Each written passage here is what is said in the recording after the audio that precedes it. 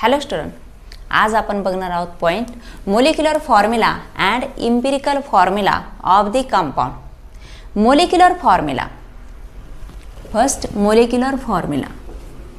एखाद्या कंपाऊंडचा molecular formula म्हणजे काय, तर त्याची डेफिनेशन आहे actual number of atoms of the constant element in the molecule of compound known as molecular formula.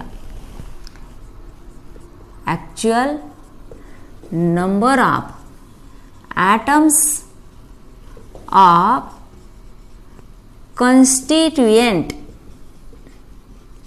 elements in the molecule of the compound. In the molecule of the compound.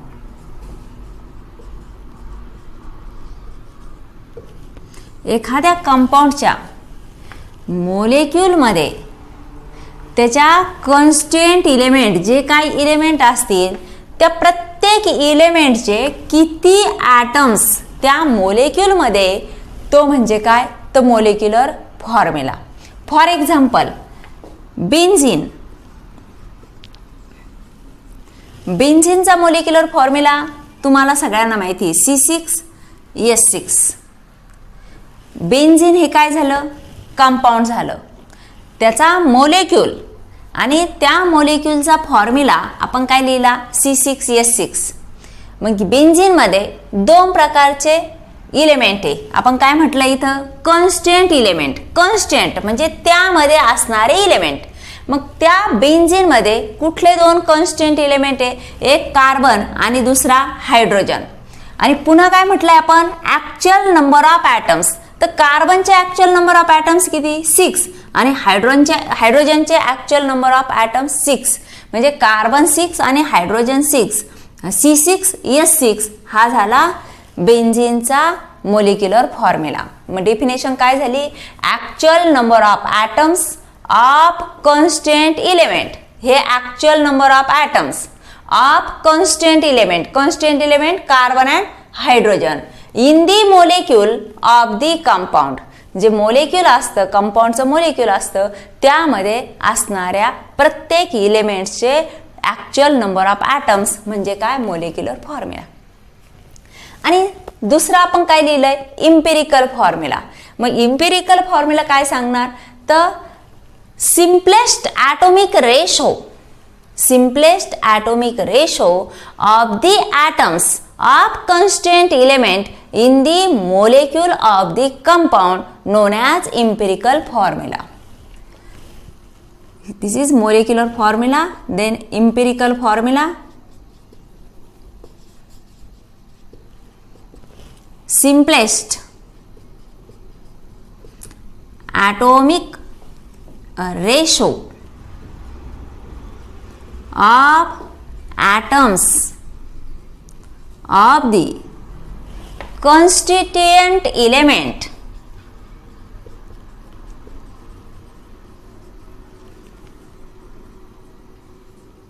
in the molecule of the compound. कुठल्याही कंपाऊंडच्या मोलेक्युलमध्ये असणाऱ्या constant इलेमेंटच्या ॲटम्सचा simplest atomic ratio. आता atomic ratio बघा, आपण हेच example घेऊ, benzene. बेन्झीनमध्ये असणारे constant element कुठले, carbon आणि हायड्रोजन. आणि त्या दोन कॉन्स्टंट इलेमेंटच्या ॲटमचा ॲटोमिक रेशो म्हणजे तर टोटल कार्बनचे किती आहे, 6. हायड्रोजनचे किती, 6. म्हणजे याचा रेशो काय झाला, 1:1 रेशो झाला, एकास एक प्रमाणे. मग हा जो इम्पिरिकल फॉर्म्युला काय होईल, CH 1:1 म्हणजे हा रेशो झाला CH हा काय झाला, इम्पिरिकल फॉर्म्युला. C6H6 हा झाला मोलेक्युलर फॉर्म्युला. आता आपल्याला काढायचं empirical formula weight. Empirical formula weight empirical formula weight, it is the sum of atomic mass of atoms in the empirical formula. empirical formula मध्ये जे atoms दिसतात त्या atoms प्रत्येक atoms atomic मासची बेरीज म्हणजेच empirical formula weight. आता इथं काय आहे, कार्बन आणि हायड्रोजन. तर कार्बनचा ॲटॉमिक वेट 12, हायड्रोजनचा ॲटॉमिक वेट 1, म्हणजे इम्पिरिकल फॉर्म्युला वेट बेन्झीनसाठी किती झालं, 13. Empirical formula weight for benzene is 13. आपल्याला आणखी काढायचंय molecular formula weight. Molecular formula weight. आता मोलिक्युलर फॉर्म्युला काय आहे, C6H6.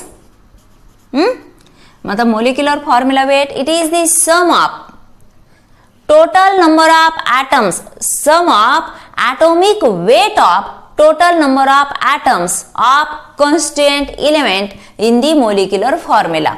जे मोलिक्युलर फॉर्म्युला दिलेला आहे त्यामध्ये जे कॉन्स्टंट ॲटम आहे त्या कॉन्स्टंट ॲटम्सचे किती ॲक्च्युअल नंबर ऑफ ॲटम्स जे असतील त्या प्रत्येक ॲटम्सच्या ॲटॉमिक मासची बेरीज म्हणजेच काय, मोलिक्युलर फॉर्म्युला वेट.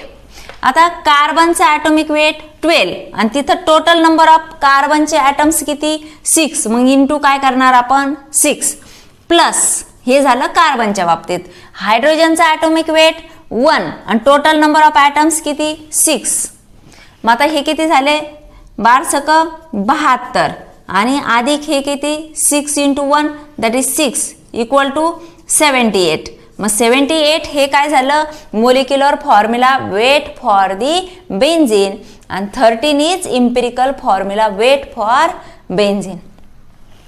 आता आपल्याला जर मोलिक्युलर फॉर्म्युला काढायचा असेल तर मोलिक्युलर फॉर्म्युला प्रेडिक्ट करण्यासाठी आपल्याकडे एक फॉर्म्युला आहे,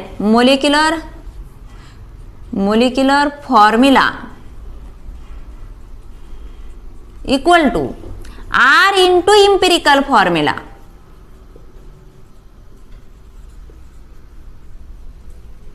molecular formula equal to R into empirical formula.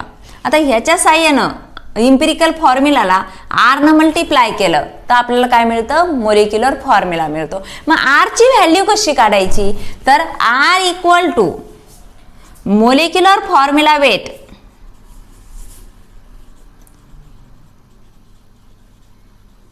molecular formula weight divided by empirical formula weight.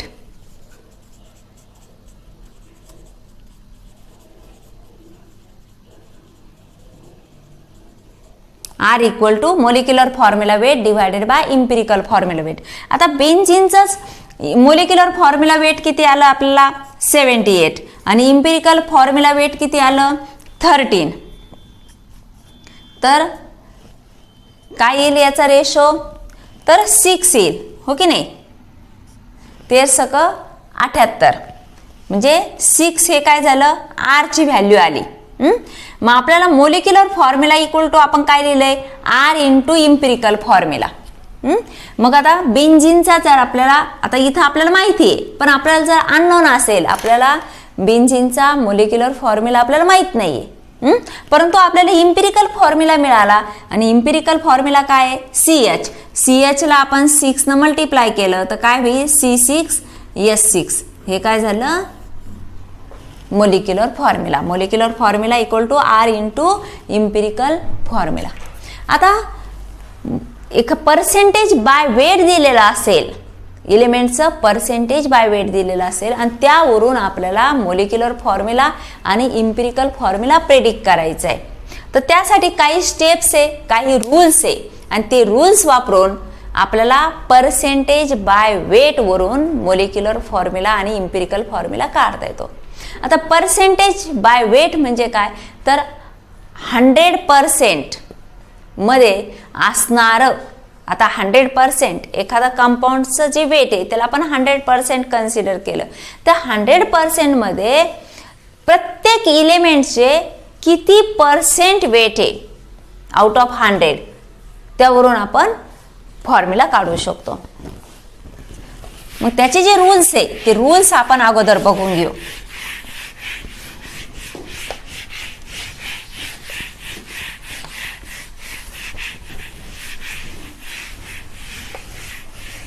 आता इम्पिरिकल फॉर्म्युला आणि मॉलिक्युलर फॉर्म्युला आपल्याला काढण्यासाठी प्रॉब्लेम दिलेला असतो आणि त्या प्रॉब्लेममध्ये प्रत्येक इलिमेंटचे पर्सेंटेज बाय वेट दिलेलं असतं.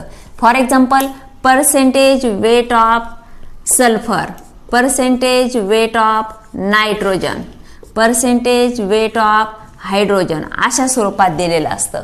मग ते काय असेल ते फॉर एक्झाम्पल 32.4%, इथं दिलेलं असेल 28.6%, हायड्रोजनचे दिलेलं असेल 6.4%. अशा प्रकारे व्हॅल्यूज दिलेल्या असतात.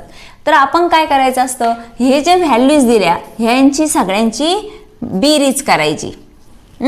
आता ही जी सम ह्याची जी बेरीज जर 100 आली, ही जी बेरीज असेल जे पर्सेंटेज वेट, आता मी अप्रॉक्सिमेटली ह्या व्हॅल्यूज घेतलेल्या आहे, हे काय ॲक्च्युअल प्रॉब्लेममधल्या व्हॅल्यूज नाही, ते अप्रॉक्सिमेटली व्हॅल्यूज कशा असतात. तर ह्या व्हॅल्यूची जर आपण बेरीज केली तर ती जर 100 येत असेल, 100 येत असेल, तर यामध्ये ऑक्सिजन नाही आहे, देर इज नो ऑक्सिजन किंवा ऑक्सिजन इज अब्सेंट. म्हणजे उरलेल्या जे दिलेले कॉन्स्टंट इलेमेंट आहे आणि त्याच्या पर्सेंटेज बाय मासची बेरीज जर 100 येत असेल तर तिथं ऑक्सिजन नसतो, त्या कंपाऊंडमध्ये ऑक्सिजन नाही आहे, ऑक्सिजन अब्सेंट आहे. परंतु त्याची बेरीज जर 100 पेक्षा कमी असेल, आता फॉर एक्झाम्पल इथं बेरीज किती येईल, हे 10 आणि 4 14 आणि 8 आणि 6 14, 15 16 17 आणि हे 5, हे किती झाले 57.4, म्हणजे 100 पेक्षा कमी आहे. याचा अर्थ काय झाला, इथं काय आहे, ऑक्सिजन आहे, ऑक्सिजन इज प्रेझेंट. मग आता ऑक्सिजन किती पर्सेंट आहे हे काढण्यासाठी आपण काय करणार, 100 मायनस 57.4, 100 मधून हे जर मायनस केले आपण तर जी संख्या येईल ती काय असेल, percentage by mass of oxygen येईल. ही झाली पहिली स्टेप. पहिल्या स्टेपला काय करायचं, जेवढे पर्सेंटेज बाय मास दिलेले असतील त्यांची बेरीज करायची. बेरीज जर 100 आली तर ऑक्सिजन अब्सेंट, बेरीज जर 100 आली नाही तर ऑक्सिजन प्रेझेंट. मग 100 मधून आलेली जर बेरीज आपण वजा केली, जे आन्सर येईल ते म्हणजे काय असेल, percentage by mass of oxygen असेल. आता सेकंड स्टेप.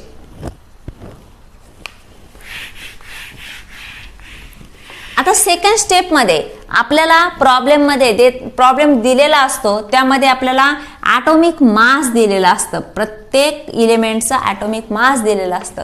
तर आपल्याला ॲटॉमिक रेशो काढायचा असतो. ॲटॉमिक रेशो म्हणजेच काय, number of moles. Atomic ratio म्हणजेच काय, तर नंबर ऑफ मोल्स आपल्याला काढायचे असतात.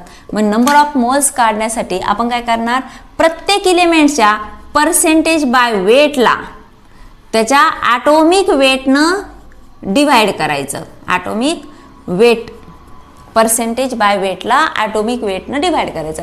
फॉर एक्झाम्पल सल्फरचं पर्सेंटेज बाय वेट 32.4 असेल आणि त्याचा ॲटॉमिक वेट हे 32 युनिफाईड मास दिलेला असेल, तर जे असेल ते फॉर एक्झाम्पल 1 पॉईंट समथिंग येणार, फ्रॅक्शन येणार. आता हे जे फ्रॅक्शन आले तर आपण काय करणार, शक्यतो ते आपण राऊंडेड ऑफ करतो. म्हणजे राऊंडिंग ऑफ मध्ये काय करतात, जर फ्रॅक्शन मध्ये पुढील संख्या ह्या 5 पेक्षा कमी असतील तर त्या आहे तीच फिगर आपण ही सिग्निफिकंट फिगर घेतो. आणि 5 पेक्षा जास्त असेल, असं 5-6 असेल 10.56, तर आपण काय करतो 10.6 असं राऊंडिंग ऑफ करतो. किंवा ही जर व्हॅल्यू 10.2 असेल तर हे फ्रॅक्शन्स काढून टाकून आपण सिग्निफिकंट नंबर हा फक्त काय घेतो, 10 घेतो. तर अशा प्रकारे हे झाले नंबर ऑफ मोल्स, म्हणजे प्रत्येकाच्या पर्सेंटेज बाय वेटला त्या इलेमेंटच्या ॲटॉमिक वेटनं डिव्हाइड करायचं, म्हणजे आपल्याला काय येईल, नंबर ऑफ मोल्स येईल. त्यानंतर हे जे पर्सेंटेज बाय वेट मध्ये जी व्हॅल्यू सगळ्यात छोटी असेल त्याला म्हणतात स्मॉलेस्ट ॲटॉमिक रेशो. तर स्मॉलेस्ट ॲटॉमिक रेशो काढण्यासाठी जी सगळ्यात लहानात लहान संख्या असेल, फॉर एक्झाम्पल आता ही नायट्रोजनची 28.6 डिवायडेड बाय काय करणार आपण 14 करणार. तर हे उत्तर 2 पॉईंट समथिंग असणार. इथं आलं 1 पॉईंट समथिंग आलं आणि इथं 6.4 डिवायडेड बाय 1 जर आपण केलं तर हे काय येणार 6.4च येणार.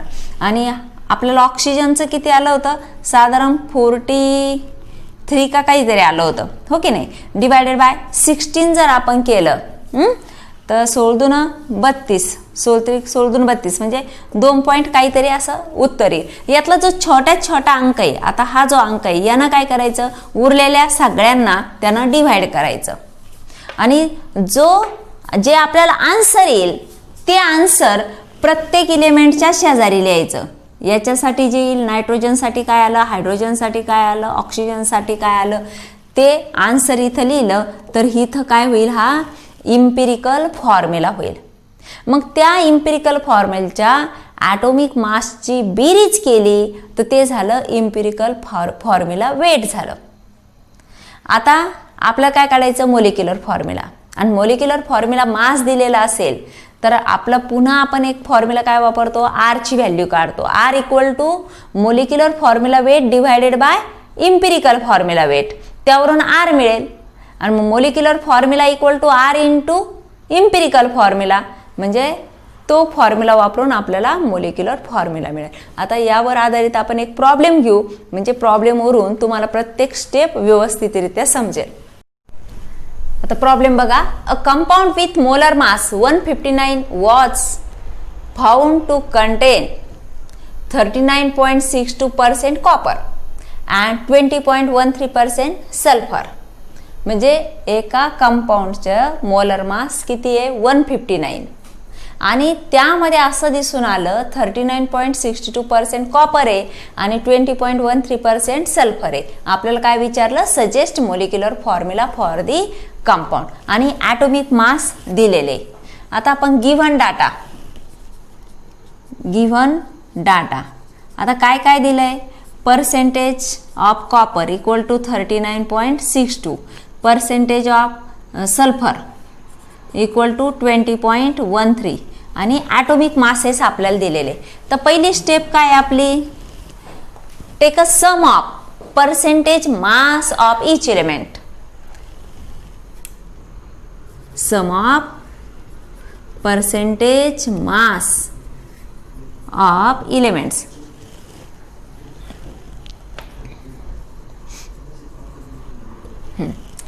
एलिमेंटच्या पर्सेंटेज मासची बेरीज करायची.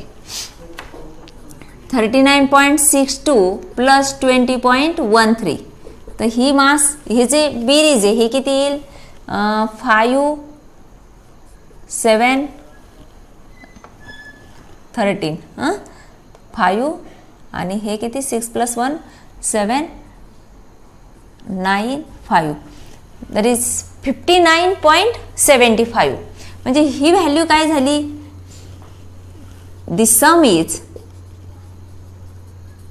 Is less than 100. जर बेरीज 100 पेक्षा कमी येत असेल तर याचा अर्थ तिथं ऑक्सिजन प्रेझेंट. बेरीज 100 इतकी येत असेल तर त्या कंपाऊंडमध्ये ऑक्सिजन ॲब्सेंट. आता आपली बेरीज 100 पेक्षा कमी येते म्हणजे इथं ऑक्सिजन असला पाहिजे. Therefore oxygen is present in given compound. मग आता ऑक्सिजनचं पर्सेंटेज बाय मास काढायचं म्हणजेच काय करायचं percentage mass of oxygen equal to 100 minus 59.75. हे जर आपण मायनस केले तर काय येणार आपल्याला उरलेलं काय असेल पर्सेंटेज मास ऑफ ऑक्सिजन असेल. ते किती येईल इथं 10 तून 5 गेले 5, 10 तून 8 गेले 2 आणि 10 तून 1 गेला हा 9 आणि इथं 159.75 हे 2 10 तून 10 हे 0 आणि 6 गेले 4 इक्वल टू 40.25. बरोबर. पुन्हा एकदा चेक करा.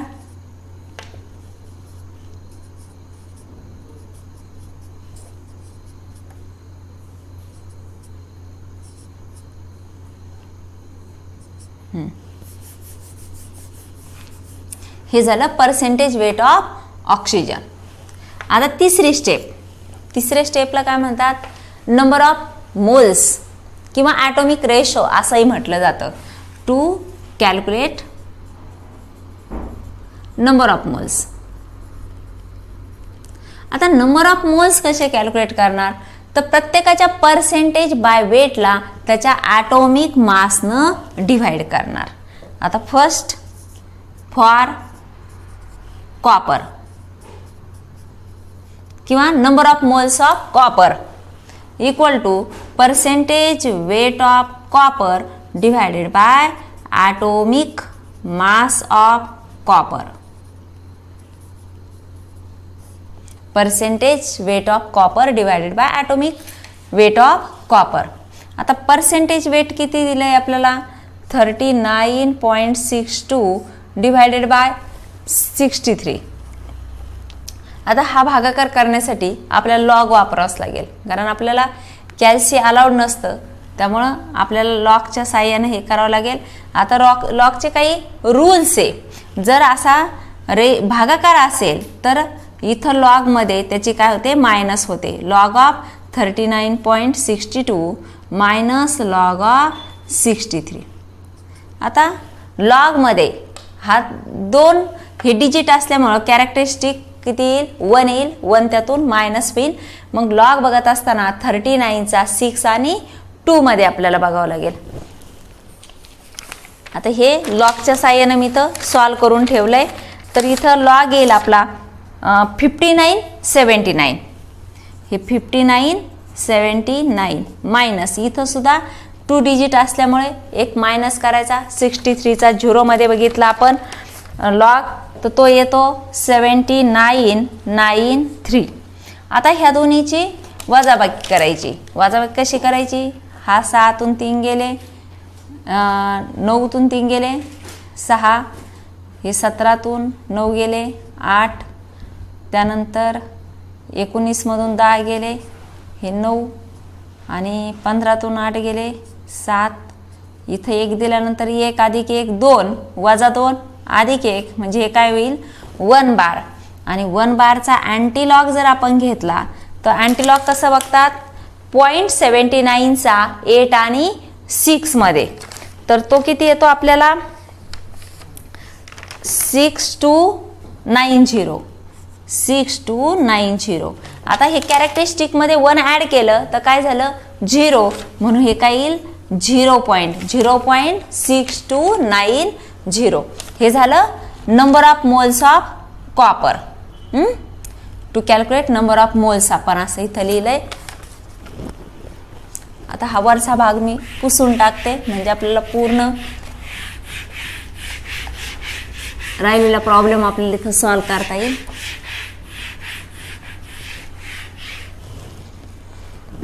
आता second, number of moles of sulphur. Number of moles of sulphur equal to percentage weight of sulphur divided by atomic weight of sulphur. आता त्याचं पर्सेंटेज वेट किती दिलंय, तर 20.13. 20.13 डिवाइडेड बाय काय, तर 32 युनिफाईड मास. इथं सुद्धा आपण लॉग अप्लाय करणार. Log of 20.13 minus log of 32.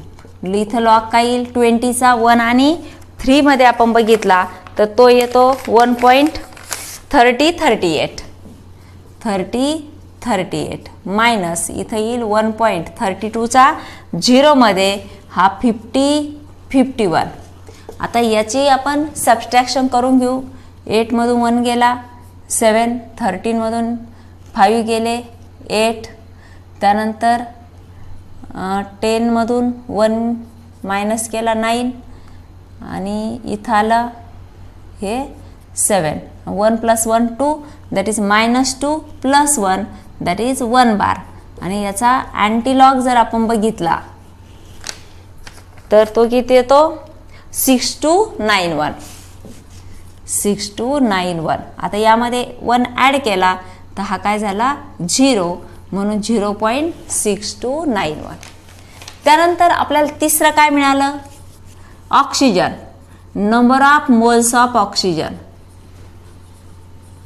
Equal to, ते किती आले number of moles, 40.25, percentage weight of oxygen divided by atomic weight of oxygen equal to 40.25 आणि त्याचं ॲटोमिक वेट दिलं आहे आपल्याला 16. आता इथं भागाकार करणं आपल्याला सोपं आहे, कारण का तर इथं न्यूमरेटर हा मोठा आहे, डिनॉमिनेटर छोटा आहे. इथं मात्र आपल्याला हा भाग डायरेक्ट आपण देऊ शकत नव्हतो, म्हणून इथं लॉग बघितलं आपण.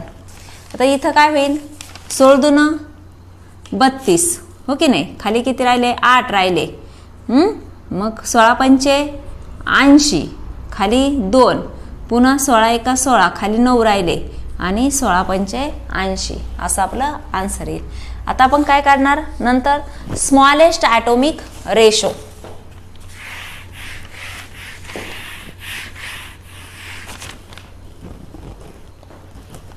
Smallest atomic ratio. आता स्मॉलेस्ट ॲटोमिक रेशो काढण्यासाठी जो नंबर ऑफ मोल्स आपल्याला आले, प्रत्येकाचे नंबर ऑफ मोल्स आले, तर त्यातले लहानात लहान जे नंबर ऑफ मोल्स असतील त्यानं सगळ्या नंबर ऑफ मोल्सला डिवाइड करून घ्यायचं. Cu, sulphur, oxygen. आता कॉपरचे नंबर ऑफ मोल्स किती आले आपल्याला, 0.6290, 0.6290. सल्फरचे किती आले, 0.6291 आणि ऑक्सिजनचे आले 2.515. ही व्हॅल्यू आणि कॉपरची व्हॅल्यू आपण तिन्ही घेतल्या. आता तीनपैकी सगळ्यात छोटी संख्या कोणती आहे, तर 6291. मग ह्या संख्येनं प्रत्येकाला डिवाइड करून घ्यायचं, 0.6290 आणि 0.6290. आता बघा याचा आन्सर किती येईल, 1 येईल. इथं सुद्धा काय येईल, 1च येईल, कारण इतका फारसा फरक नाही आहे. आता इथं भाग देत असताना आपल्याला एक तर लॉग बघावं लागेल, परंतु आपण असा क्ल्यू वापरू शकतो. इथं काय आहे, 25, आणि ह्या 6ची जर आपण पट केली, 6 2 12, 6 3 18, 6 4 24, म्हणजे 24 आणि इथं काय येते संख्या 25, म्हणजे याची जर 4 पट केली तर संख्या इथपर्यंत येऊ शकते. आपण करून बघू. 0.6290 इंटू 4, 400, हे 9 चौक 36, 4 2 8 आणि 3 11, आणि 6 चौक 24 आणि 1 25, हो की नाही. 0.6290, 2516, म्हणजे जवळजवळ, आणि 1 2 3 4 इथपर्यंत काय येईल आपला पॉईंट. 4 डिजिट नंतर पॉईंट, इथंही 4 डिजिट नंतर आपण पॉईंट दिलाय, म्हणजे ही व्हॅल्यू काय झाली, 516. म्हणजे जवळजवळ ही व्हॅल्यू आणि ही व्हॅल्यू आपली कशी आली, सारखी आली, म्हणून इथं आन्सर आलं 4. आता पुढची स्टेप काय असेल, हा जो स्मॉलेस्ट ॲटोमिक रेशो वरून जे आन्सर आलं ते आन्सर कशासाठी आहे, कॉपर किती असलं पाहिजे, 1 ॲटम, सल्फरचा 1 ॲटम, ऑक्सिजनचे 4 ॲटम्स. मग आपण Cu 1 ॲटम, सल्फरचा 1 ॲटम, ऑक्सिजनचे 4 ॲटम्स. हा काय झाला, इम्पिरिकल फॉर्म्युला झाला. काय झाला, इम्पिरिकल फॉर्म्युला. प्रत्येकाचा ॲटम इथं आपण 1 असल्यामुळे 1 काय लिहिला नाही, हो की नाही. 1 असेल तर 1 लिहिण्याची काय आवश्यकता नसते, परंतु 4 इथं आपण लिहिलेले, म्हणून आपला फॉर्म्युला काय आला, CuSO4. हा झाला इम्पिरिकल फॉर्म्युला. आपला आता मोलिक्युलर फॉर्म्युला काय असेल, आता सुरुवातीला काय काढावं लागेल आपल्याला, इम्पिरिकल फॉर्म्युला वेट. हा झाला इम्पिरिकल फॉर्म्युला. आता इम्पिरिकल फॉर्म्युला वेट काय असेल, तर कॉपरचे एकच ॲटम आहे, त्याचा ॲटॉमिक वेट आपल्याला 63 दिलं, सल्फरचं दिलेलं आहे 32 आणि ऑक्सिजनचं दिलेलं आहे 16. पण 16 इंटू 4 करायचं, कारण ऑक्सिजनचे 4 ॲटम्स आहे. मग काय होईल आन्सर 63 प्लस 32 16 64. मग हे किती झाले 3 2 5 आणि 4 9 6 आणि 6 12 13 14 15 159. आणि आपल्या प्रॉब्लेममध्ये काय दिलेलं आहे तर मोलिक्युलर फॉर्म्युला वेट सुद्धा किती दिलेलं आहे 159. जर इम्पिरिकल फॉर्म्युला वेट आणि मोलिक्युलर फॉर्म्युला वेट सारखाच असेल म्हणजेच काय झालं molecular formula equal to empirical formula. दोन्हीचं वेट सारखं आहे म्हणजेच दोन्हीचे फॉर्म्युले सुद्धा काय आहे सारखेच आहे. देअरफॉर मोलिक्युलर फॉर्म्युला इथं आपण असं सेंटेन्स लिहिणार given molecular formula weight equal to 159. Therefore, molecular formula weight equal to empirical formula weight. Hence, molecular formula equal to empirical formula. Molecular formula equal to empirical formula. दोन्हीचा formula कसा आहे सारखा आहे म्हणजेच त्याचा जो इम्पिरिकल फॉर्म्युला आहे तोच काय आहे तो मोलिक्युलर फॉर्म्युला. मग कंपाऊंडचा मोलिक्युलर फॉर्म्युला काय आला CuSO4. मग ह्याच प्रकारे आपल्याला सेकंड प्रॉब्लेम सुद्धा सॉल्व करता येईल. पुन्हा एकदा स्टेप लक्षात घ्या. आपल्याला काय काय दिलेलं असतं मोलिक्युलर फॉर्म्युला वेट दिलेला असतो त्यानंतर प्रत्येक एलिमेंटचं पर्सेंटेज बाय मास दिलेलं असतं. ते पर्सेंटेज बाय मासची आपण बेरीज केली तर ती बेरीज जर 100 आली तर त्यामध्ये ऑक्सिजन ॲब्सेंट. जर ती 100 आली नाही त्यामध्ये ऑक्सिजन प्रेझेंट. मग आलेल्या त्याच्या ॲटॉमिक मासची बेरीज करायची. ती बेरीज 100 पेक्षा कमी असेल तर 100 मधून मायनस केलं तर उरलेली जी बेरीज आपले वजाबाकी येईल ती काय असेल weight percentage weight of oxygen. त्यानंतर आपण काय काढणार number of molecules. Number of molecules कसे काढणार तर प्रत्येकाच्या पर्सेंटेज बाय वेटला दिलेल्या ॲटॉमिक वेटनं डिव्हाइड करणार. म्हणजे कॉपर दिलं असेल तर कॉपरच्या ॲटॉमिक वेटनं डिव्हाइड करणार. सल्फर दिला असेल सल्फरच्या ॲटॉमिक वेटनं डिव्हाइड करणार. नायट्रोजन दिला असेल तर नायट्रोजनच्या ॲटॉमिक वेटनं डिव्हाइड करणार.